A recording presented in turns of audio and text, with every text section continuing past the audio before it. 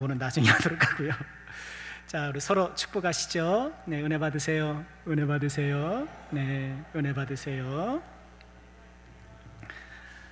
다시 사도행전으로 돌아왔습니다. 여러분 인생사에 가장 역사적인 순간은 언제예요? 결혼, 출산, 역사적인 순간들이 있죠.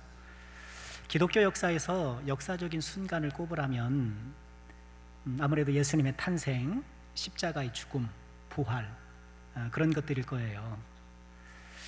그러나 저는 개인적으로 사도행전 10장이야말로 역사적인 순간이 아닌가 그렇게 생각을 해봐요. 왜냐하면 사도행전 10장에 이르러 이방인들에게 본격적으로 복음의 물꼬가 트였기 때문에 그래요. 아무리 예수님이 태어나시고 십자가에 달려 돌아가시고 구원을 성취하셨다 한들 그것이 이방인들에게 전해지고 우리도 이방인이잖아요. 그렇게 이방인들에게 복음이 전해지고 구원받는 백성들이 생기지 않았다고 한다면 아무 소용 없었을 거 아니에요.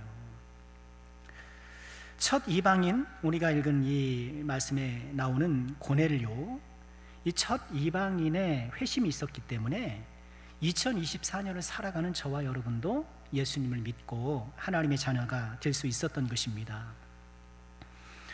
10장 44절부터 10장의 마지막 부분을 읽었는데요. 사실 10장 전체가 본문일 텐데요. 이방인 첫 회심자 고넬료, 그가 어떻게 회심했는지를 우선 좀 간단하게 보았으면 좋겠어요. 먼저 1절에 보면 가이사라에 고넬료라 하는 사람이 있으니 이달리아 부데라 하는 군대의 백부장이다 하면서 고넬료를 소개합니다. 우리 성경에는 고넬료 그리스 말 혹은 라틴 말로는 코르넬리우스 그렇게 부르는데요. 코르넬리우스라는 이름도 굉장히 유명한 이름이에요. 반틸이라는, 또 주석을 쓴 분도 코르넬리우스 반틸이라는 분도 계시긴 하는데요. 자, 이 사람이 가이사라에 주둔하고 있는 이달리아대라고 하는 부대의 백부장이었습니다. 가이사라는 우리로 치면 제물포 항구 같은 곳이에요. 그 항구 도시에 주둔하고 있는 로마 군인이었는데요. 재밌는 것은 성경에 나오는 백부장들은 다 좋은 사람들이에요. 복음서에 보면 가버나움의 백부장은 예수님께 와서 하인의 질병을 고쳐달라고 요청하잖아요. 예수님께서 이스라엘에게도 이만한 믿음이 없다라고 그 사람을 칭찬하셨고요. 예수님의 십자가 사형을 집행했던 사람 그 백부장도 십자가로 예수님을 사용하기는 했지만 벌어지는 모든 일들을 보면서 이분은 진실로 하나님의 아들이었구나 하면서 믿음의 고백을 해요. 오늘 이 고넬료도 참 좋은 백부장이에요. 말씀드린 것처럼 이달리아대라는 부대의 소속으로 가이사라에 파병을 와 있는데 아마도 이 고넬료가 처음에는 유대교를 접했던 것 같아요. 먼 고향을 떠나온 군인이, 여러분 군인은 좀 위험할 수도 있잖아요. 그런 사람이 뭔가 좀 종교에 관심을 기울이는 것은 흔히 있을 수 있는 일이 아니겠어요? 아마도 유대교를 접하면서 여호와 신앙을 갖게 되었던 것은 아닌가. 그렇다고 해서 이 사람이 정식 유대교인이 된 것 같지는 않고요. 그를 소개하기를 2절에 보면 그가 경건하여 온 집안과 더불어 하나님을 경외하며 백성을 많이 구제하고 하나님께 항상 기도했다 하면서 유대교 신앙의 수준에서 경건하게 살았고 또 사람들에게 구제를 베푸는 그런 선행도 마다하지 않는 그런 훌륭한 사람이었어요. 그런데 이 사람이 어느 날 제9시, 그러니 오후 3시쯤에 기도를 했어요. 유대인의 기도 시간인데 그 기도 시간에 맞추어서 본인도 기도를 하고 있는 중에 그런데 하나님의 천사가 나타나죠. 그래서 고넬료에게 너의 기도와 구제가 하나님 앞에 상달되었다라고 칭찬하시면서 지금 욥바에, 그러니 가이사라에서 조금 내려가면 욥바가 있거든요. 한 이틀 정도 내려가면 욥바인데 거기에 지금 베드로가 있으니 그 사람을 청하여 오라, 이렇게 천사가 이야기를 해줘요. 놀랬겠죠. 아니 천사가 갑자기 이런 명령을 내리니 고넬료는 즉시 집안 하인 2명과 또 경건한 부하 한 사람을 욥바로 보냅니다. 욥바에서 가이사랴까지는 말씀드린 대로 한 1박 2일은 걸려요. 그러니까 직선거리로 한 50에서 60km 정도 되니까 꾸불꾸불 길을 따라가면 한참 걸렸겠죠. 그래서 다음 날 하인들이 욥바에 다다를 무렵에 그때 베드로는 지붕에서 기도하고 있었어요. 6시, 그러니까 우리 시간으로는 낮 12시 무렵에 기도하고 있었던 거예요. 기도하는 가운데에 어떤 일이 있었나요? 환상 중에 하늘이 열리고 그릇 같기도 하고 보자기 같은 것이 뇌 구퉁이가 이렇게 매여 있는 것처럼, 여러분 그 보자기를 우리가 들면은 양 귀퉁이, 뇌 귀퉁이가 이렇게 쭉 올라가잖아요. 그런 것처럼 이 그릇 같기도 하고 보자기 같은 것이 이렇게 내려오는 거예요. 근데 그 안을 들여다보니까 각종 네발 짐승, 또 공중의 새, 이런 짐승들이 막 있는 거예요. 그때 음성이 들려요. 베드로야, 일어나 잡아먹어라. 근데 베드로가 말해요. 주여, 그럴 수 없나이다. 속되거나 깨끗하지 아니한 음식을 제가 결코 먹지 아니하였습니다. 얘기를 해요. 그러니까 그 보자기 안에 있는 동물들은 유대인들이 먹을 수 없는 동물들이었던 것 같아요. 아시는 대로 유대인들 음식법이 있잖아요. 먹어도 되는 음식 혹은 고기가 있고 먹어서는 안 되는 것들이 있죠. 그렇게 베드로가 그 율법 규례에 따라서 거절을 해요. 그러자 두 번째 소리가 들린 거예요. 하나님께서 깨끗하게 하신 것을 내가 속되다 하지 말아라. 그리고 이처럼 보자기가 내려오고 음식을 먹어라, 하나님께서 깨끗하게 하신 것을 속되다 하지 말라 하는 이런 모든 일들이 16절에 보니까 이런 일이 3번 있은 후 그 그릇이 곧 하늘로 올라갔다, 이렇게 말씀을 해요. 이런 일이 몇 번이요? 3번. 네. 여러분, 3번은 베드로하고 굉장히 밀접한 횟수죠. 예수님을 부인한 것도 몇 번인가요? 3번이었고, 갈릴리 호숫가에서 예수를 만났을 때 예수님이 내가 나를 사랑하느냐도 몇 번? 3번 물으셨고, 이런 것도 3번이 이렇게 됐단 말이에요. 그럼 베드로가 이 환상이 무슨 뜻일까 그렇게 고민할 수밖에 없었던 것이죠. 그 무렵에 이 베드로에게 도착했던 그 고넬료가 보낸 사람들이 문을 두드리는 거예요. 똑똑똑, 우리는 고넬료가 보낸 사람들입니다 하면서 이제 베드로를 만난 거예요. 그러면서 고넬료가 천사의 지시를 받아서 당신을 청하고 있습니다. 함께 가실 수 있을까요?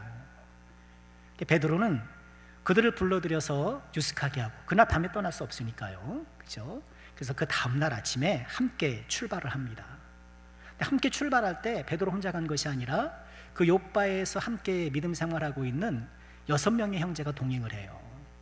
근데 왜 6명이 같이 갔는지 모르겠습니다만 여하간 지금 이방인이 부르고 있는 가운데 혼자 가기는 조금 그럴 수 있을 것 아니에요. 6명이 같이 가는데 도합 7명이 가는 것 아닙니까? 이 사람들이 나중에 훌륭한 증인이 돼요. 자, 여하간 출발하고 그 다음 날, 이틀째 되는 날, 베드로와 일행들이 고넬료의 집에 들어갔더니 고넬료가 이미 자기 친척과 지인들을 잔뜩 모아놓고 기다리고 있었던 거예요. 베드로가 딱 들어가니까 고넬료가 베드로에게 떡죽 절을 하는 거예요. 베드로가 만류합니다. 아유, 절하지 마십시오. 저도 같은 사람입니다. 28절에 베드로가 이렇게 얘기를 해요. 이르되 유대인으로서 이방인과 교제하며 가까이 하는 것이 위법인 줄은 너희도 알거니와. 그러니까 유대인이 이방인과 이렇게 막 그 신체적으로 접촉하고 가까이 하는 것이 당시 유대법에서는 불법이었거든요. 하나님께서 내게 지시하사 아무도 속되다 하거나 깨끗하지 않다 하지 말라 하시기로 부름을 사용하지 아니하고 왔노라. 묻노니 무슨 일로 나를 불렀느냐. 고넬료는 자초지종을 말합니다. 4일 전 그가 구시기도 시간에 일어났던 일들 다 얘기해줘요. 그 얘기를 듣고 나서 34절에 베드로가 입을 열어 말하되 내가 참으로 하나님은 사람의 외모를 보지 아니하시고 각 나라 중 하나님을 경외하며 의를 행하는 사람은 다 받으시는 줄을 깨달았다, 이렇게 얘기하는 거예요. 그러면서 예수님에 대해 이야기하기 시작하는 거예요. 베드로는 유대인이잖아요.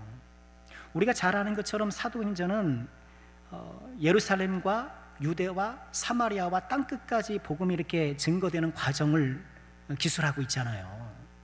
예수님께서 그렇게 말씀을 하셨고, 예수님께서 그렇게 복음이 땅끝까지 전파되어야 된다고 하셨지만 그 땅끝에 있는 유대인이라고 생각했던 거예요. 베드로는 유대인들이 많이 흩어져 살았잖아요. 전 세계적으로 흩어져 살았으니 그렇게 이방에 흩어져 있는 유대인들로 대상을 했다라고 생각했지, 이방인들도 예수님을 믿을 거라고는 생각을 못했던 거예요.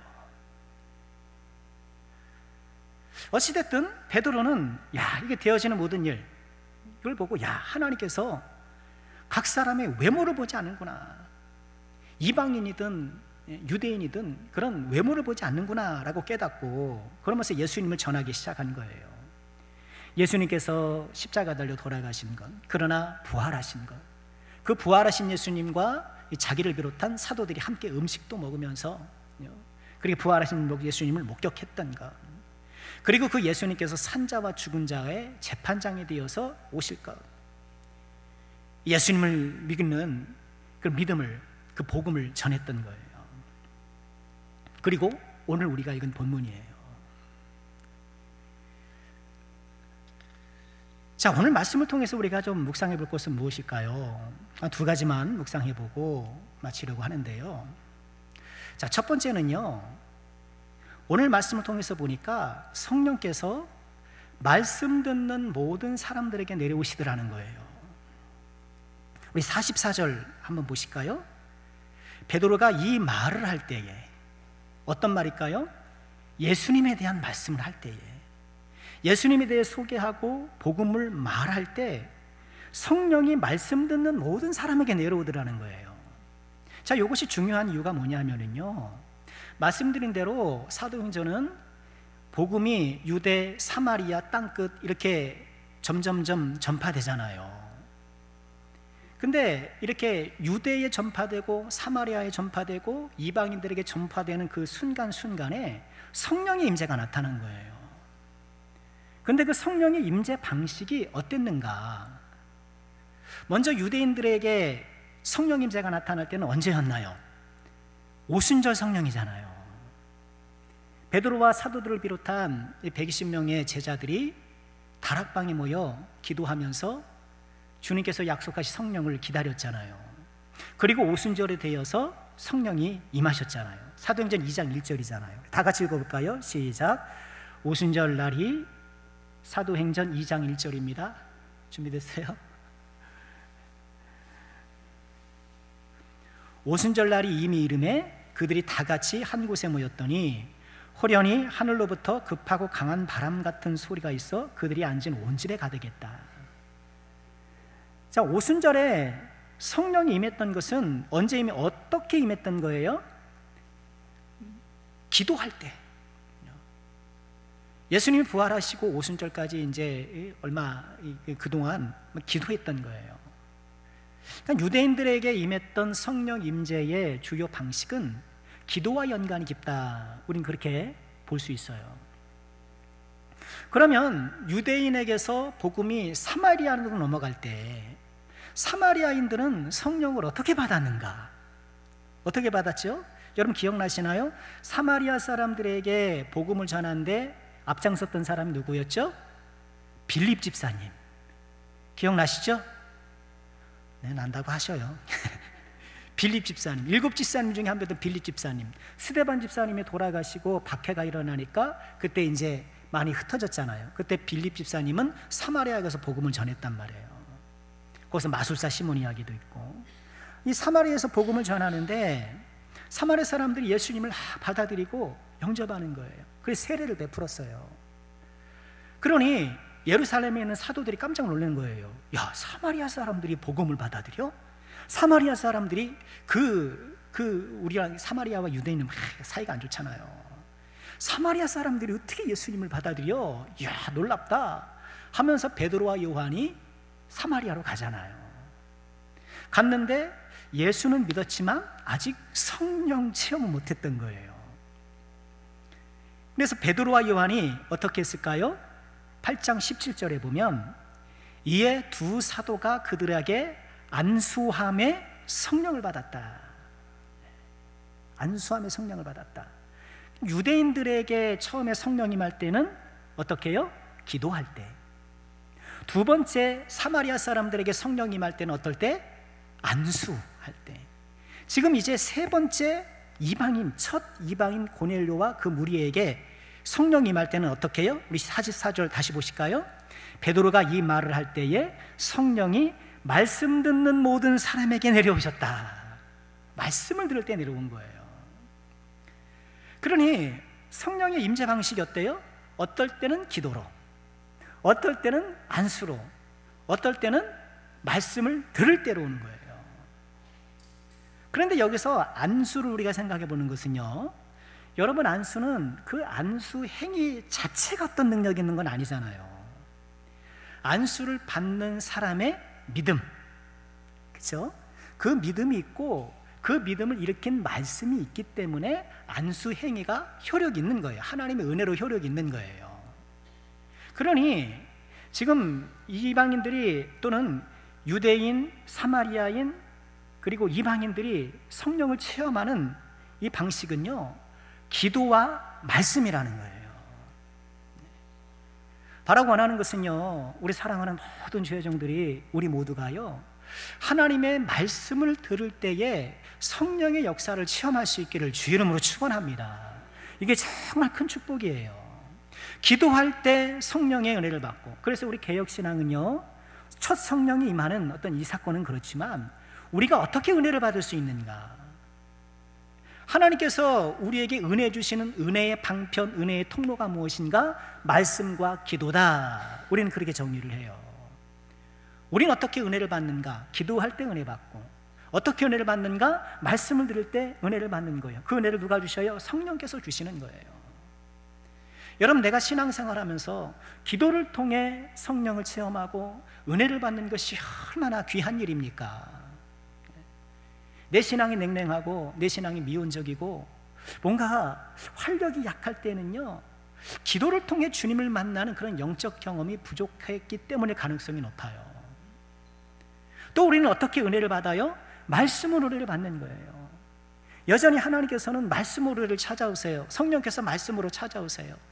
그래서 내가 말씀을 읽을 때, 말씀을 들을 때, 말씀을 묵상할 때 나에게 은혜를 주시는 거예요. 나한테 용기를 주시고 깨달음을 주시고, 이렇게 말씀과 기도를 통해 우리는 여전히 은혜를 받게 된다라는 것. 자, 오늘 두 번째 묵상해 보고 싶은 것은요, 성령이 하나됨의 유일한 이유라는 거예요. 베드로는 지금 본인의 말씀을 듣고 있는 사람들에게 성령이 임한 것을 보았어요. 그리고 세례를 주저할 필요가 없다라고 판단했고 세례를 베풀었어요. 왜 그러냐 하면 지금 고넬료와 그 함께한 사람들에게 임한 성령은요, 오순절에 베드로 본인과 여러 사도들이 받았던 성령과 동일했기 때문에 그래요. 자, 어떻게 동일했는가? 사도행전 10장 46절에 보면은요, 오늘 말씀인데요, 이 고넬료를 비롯한 이 이방인들이 방언을 말하며 하나님을 높이더라. 방언을 말하며 하나님을 높이더라. 방언과 하나님 높임이 이 이방인들에게 나타난 성령의 현상이었어요. 그런데 우리가 좀 전에 보았던 사도행전 2장 11절에 그 오순절에도 어떤 일이 있었을까요? 이 제자들이 제각기 막 다른 언어로 막 그 얘기하기 시작했잖아요. 그랬더니 그레데인, 아라베인들이라 우리가 다 우리의 각 언어로 하나님의 큰 일을 말함을 듣는다, 이렇게 얘기를 해요. 46절의 방언과 이 11절의 2장 11절의 각 언어가 우리 번역은 다르지만 똑같은 단어예요. 그리고 오늘 이 46절의 하나님을 높임, 그리고 2장 11절의 하나님의 큰일, 이것도 같은 어원이란 말이에요.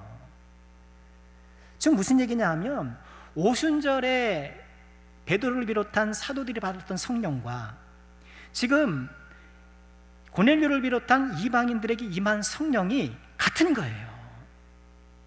그러니 야, 우리가 한 성령을 받았는데, 지금 베드로가 모든 이 성령 임재 사건의 공통 경험자 아닙니까? 본인에게 성령이 임할 때도 그랬고, 사마리아 사람들에게 임할 때도 그랬고, 지금 이방인들에도 성령이 임할 순간에 베드로가 다 있었잖아요. 그 모든 성령 임재의 순간의 현상이 자기들과 똑같은 거예요. 아, 같은 성령이로구나, 한 성령이라고 하는 것을 알게 되었고, 그러니 이들에게도 세례를 주지 않을 이유가 없다라고 얘기를 하며 그들에게 세례를 베풀었던 거예요. 지금까지 유대인들은, 이 베드로도 마찬가지고, 유대인과 이방인들은 다르다고 생각을 했어요. 우린 하나님의 백성, 그러나 저들은 그렇지 않고, 우리만이 하나님을 믿고 하나님을 섬길 수 있다라고 그렇게 생각을 했던 거예요. 그러나 하나님께서 보자기 환상을 통해 보여주신 것처럼 이제 이방인을 더 이상 속되다고 해서는 안 되고, 성령으로 말미암아 유대인이든 이방인이든 모두가 하나님의 자녀가 될 수 있다는 것이 이제 드러난 거예요. 역사적인 순간인 거죠. 한 성령을 받은 한 자녀가 되었다는 것을 확신할 수가 있게 되었던 거예요. 지금 베드로가 고넬료를 비롯한 이방인들을 한 식구로, 한 믿음의 가족으로 받아들이고 있잖아요. 그들을 받아들이는 이유가 뭐예요? 받아들이게 된 근거가 뭐예요? 고넬료가 평소에 경건해서요? 아니면 그가 평소에 구제 생활을 잘하고 사람들에게 좋은 평판을 얻어서요? 아, 이 사람 뭐 그냥 평판이 좋아, 그래서 우리랑 하나 돼, 뭐 그렇게 했나요? 아니에요. 성령 때문인 거예요. 한 성령을 받았기 때문에 하나라는 거예요. 아직 고넬료가 어떤 사람인지 모르죠. 이제 만났는데. 고넬료의 뭐 인간 성품을 뭐 들어서는 얼추 알겠지만 본인 직접 경험한 건 아니잖아요. 고넬료에 대해서 아는 것은 별로 없고, 고넬료는 인격적으로 충분히 알지 못하지만 한 성령을 경험한 하나님의 백성이라는 그 사실로 한 가족으로 받아들이고 하나가 되었던 거예요. 고린도전서 12장 13절에 이렇게 말씀을 하셔요. 우리 다 같이 읽어볼까요? 시작. 우리가 유대인이나 헬라인이나 종이나 자유인이나 다 한 성령으로 세례를 받아 한 몸이 되었고 또 다 한 성령을 마시게 하셨느니라. 어떻게 한 몸이 되었다는 거예요? 유대인, 헬라인, 종, 자유인, 이런 인종과 신분을 뛰어넘어서 한 몸이 될 수 있었던 이유는 뭐예요? 한 성령으로 세례를 받았기 때문이라는 거예요.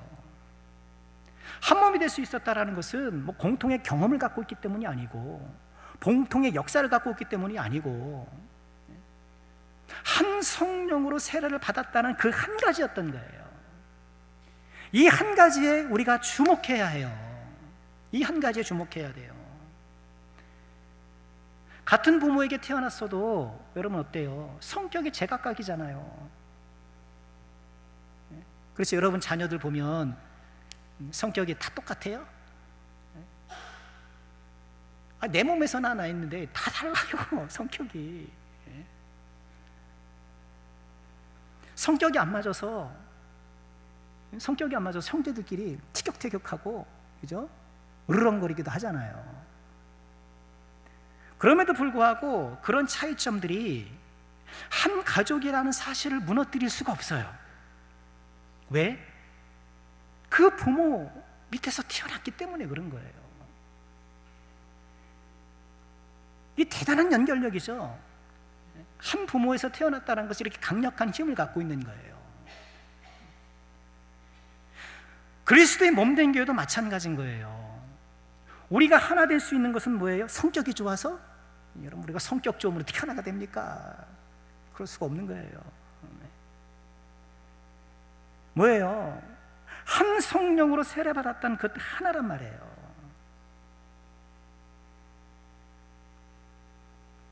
우리는 서로 부족하고 연약해서 그리스도께서 하나 되게끔 우리를 묶어주셨음에도 불구하고 하나됨이 자꾸 틀어지는 때가 있을 수 있단 말이에요. 이 하나됨이 삐걱삐걱 할 때가 있을 수 있단 말이에요. 그때 우리가 무엇에 집중해야 될까?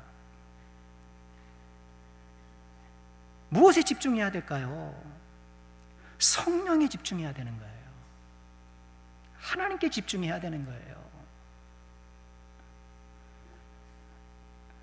우리 각자의 인간적인 어떤 형편을 들여다보면요, 하나 되기가 어려워요. 점점 힘들어져요. 다시 12장 13절 보실까요? 고린도전서 12장 13절 보면, 후반절에 보면 다 한 성령으로 세례를 받아 한 몸이 되었고 또 다 한 성령을 마시게 하였느니라. 다 한 성령을 마신다는 게 무슨 의미일까요? 한 성령을 마셨다라는 게 이게 은유적인 표현이잖아요.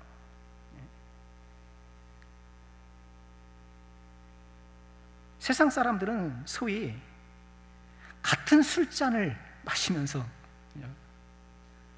저는 모르겠어요. 같은 술잔을 주고받고 하면서 일체감을 높이잖아요.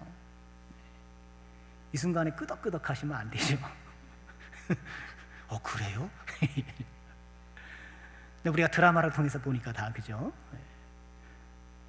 세상 사람들은 한 잔 술을, 그죠? 술을 잔을 바꿔 마시면서 우리는 하나 이렇게 되는 거 아닙니까? 마치 그런 은유처럼 우리가 한 성령을 마셨다는 거예요. 한 성령을 마셨고, 우리로 치면, 우리의 어떤 흔한 표현으로 치면 한 솥밥을 먹었다는 것이죠.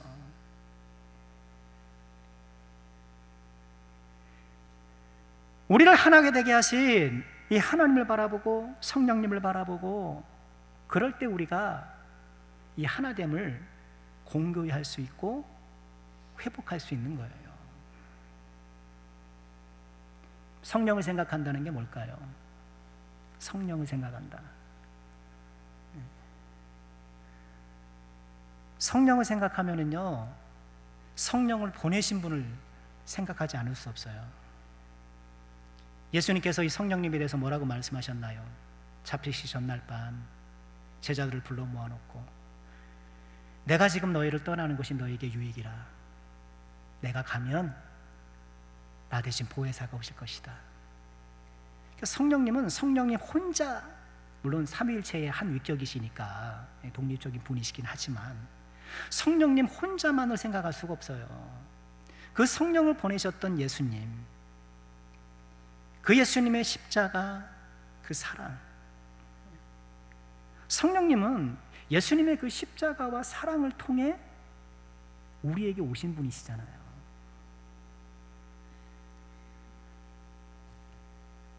에베소서 4장 3절에 이렇게 말씀을 하셔요. 다 같이 읽어볼까요? 시작. 평안에 매는 줄로 성령이 하나 되게 하신 것을 힘써 지키라.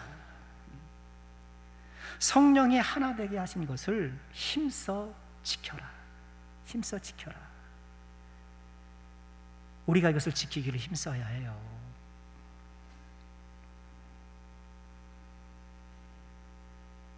왜 힘써 지키라고 하실까요? 왜 힘써 지키라고 하실까요? 흔드는 것들이 있고 성령이 하나 되게 하심을 회방하는 영적 세력이 있고, 성령이 하나 되게 하심을 우리가 온전히 사모하고 우리 안에 온전히 나타나도록 우리가 다시 한번 힘을 내야 돼요. 에베소서 2장 14절 이렇게 말씀을 하셔요. 그는 우리의 화평이신지라 둘로 하나를 만드사 원수된 것 곧 중간에 막힌 담을 자기 육체로 하셨다. 예수님은 유대인과 이방인의 화평이시잖아요. 중간에 막힌 담을 하셨잖아요. 성전 주변에 치어져 있는 담장, 그 담장에 경고문이 써 있죠. 이곳을 넘어오는 이방인들은 그 죽음이 본인 책임입니다. 넘어오면 죽인다는 거죠. 이방인들과 유대인들 사이의 그 담장을 예수님께서 육체로 하셨잖아요.